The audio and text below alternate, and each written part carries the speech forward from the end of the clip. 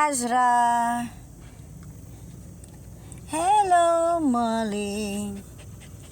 At ang tatlong makulit ng agaw ng halo-halo ni Mami. Magandang gabi, pauwi na kami. Ayan. Ganito po kami bumiyahe. Ayan, may tatlong bulilit na may sakit na kaya laging kasama.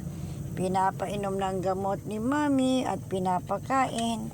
Ayun, tapos kasama si Azra at si Molly.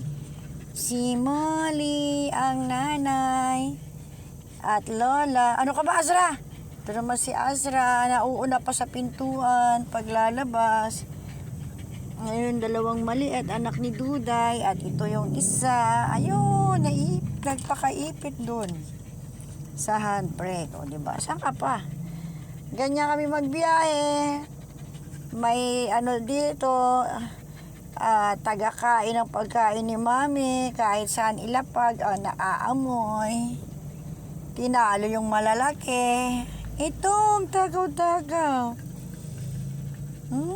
Saan pa isa na matakaw? Ayun, bagsak sa naubos, pati halo-halo ko, inubos nila.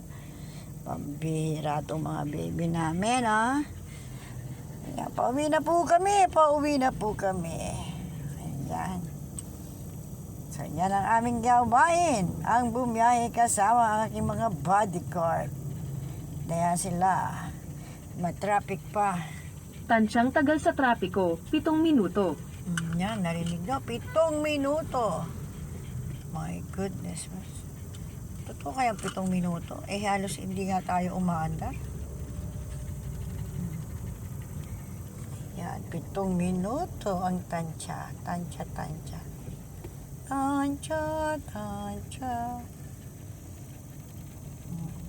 Namatay.